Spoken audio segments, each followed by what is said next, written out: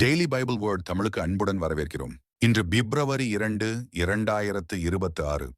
ஆண்டவரை காணிக்கையாக அர்ப்பணித்தல் விழா. உமது மீட்பை என் கண்கள் கண்டு கொண்டன. லூக்கா எழுதிய தூய நற்செய்தியிலிருந்து வாசகம். அதிகாரம் 2. இறை வார்த்தைகள் 22 முதல் 40 வரை.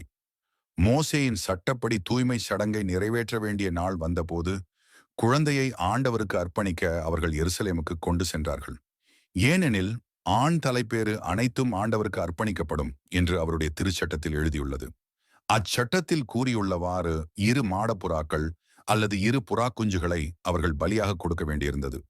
அப்போது எருசலேமில் சிமியோன் என்னும் ஒருவர் இருந்தார். அவர் நேர்மையானவர், இறைப்பற்று கொண்டவர், இஸ்ரேலுக்கு வாக்களிக்கப்பட்ட ஆறுதலை எதிர்பார்த்திருந்தவர், தூய ஆவியை அவர் பெற்றிருந்தார். ஆண்டவருடைய மெசியாவை காணும் முன் அவர் சாகப்போவதில்லை என்று தூய ஆவியால் உணர்த்தப்பட்டிருந்தார். அந்த ஆவியின் தூண்டுதலால் அவர் கோவிலுக்கு வந்திருந்தார்.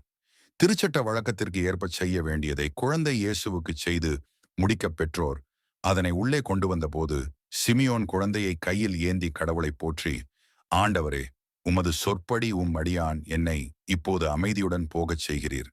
ஏனெனில் மக்கள் அனைவரும் காணுமாறு நீர் ஏற்பாடு செய்துள்ள உமது மீட்பை என் கண்கள் கண்டுகொண்டன. இம்மீட்பே பிற இனத்தாருக்கு வெளிப்பாடு அருளும் ஒளி.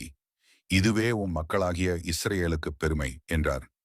குழந்தையை குறித்து கூறியவை பற்றி அதன் தாயும் தந்தையும் வியப்புற்றனர். சீமியோன் அவர்களுக்கு ஆசி கூறி அதன் தாயாகிய மரியாவை நோக்கி, இதோ இக்குழந்தை இஸ்ரேல் மக்களுள் பலரின் வீழ்ச்சிக்கும் எழுச்சிக்கும் காரணமாக இருக்கும், எதிர்க்கப்படும் அடையாளமாகவும் இருக்கும். இவ்வாறு பலருடைய மறைவான எண்ணங்கள் வெளிப்படும். உமது உள்ளத்தையும் ஒரு வாள் ஊடுருவி பாயும் என்றார். ஆசேர் குலத்தை சேர்ந்த பானுவேலின் மகளாகிய அன்னா என்னும் இறைவாக்கினர் ஒருவர் இருந்தார். அவர் வயது முதிர்ந்தவர், மணமாகி 7 ஆண்டுகள் கணவரோடு வாழ்ந்த பின் கைம்பெண்ணானவர். அவருக்கு வயது 84. அவர் கோவிலை விட்டு நீங்காமல் நோன்பிருந்து மன்றாடி அல்லும் பகலும் திருப்பணி செய்து வந்தார். அவரும் அந்நேரத்தில் அங்கு வந்து கடவுளை புகழ்ந்து எருசலேமின் மீட்புக்காக காத்திருந்த எல்லாரிடமும் அக்குழந்தையை பற்றி பேசினார். ஆண்டவருடைய திருச்சட்டப்படி எல்லாவற்றையும் செய்து முடித்த பின்பு அவர்கள் கலிலேயாவில் உள்ள தங்கள் ஊராகிய நாசரேத்துக்கு திரும்பிச் சென்றார்கள். குழந்தையும் வளர்ந்து வலிமை பெற்று ஞானத்தால் நிறைந்து கடவுளுக்கு உகந்ததாயிருந்தது. இது ஆண்டவரின் அருள்வாக்கு.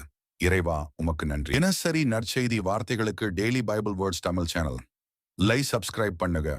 இந்த வீடியோவை லைக் செய்யவும், ஆமேன் என்ற வார்த்தையை பதிவு செய்யவும் மற்றும் உங்கள் நண்பர்கள் மற்றும் குடும்பத்தினருடன் பகிர்ந்து கொள்ளுங்கள். கடவுள் உங்களை ஆசீர்வதிப்பாராக. ஆமேன்.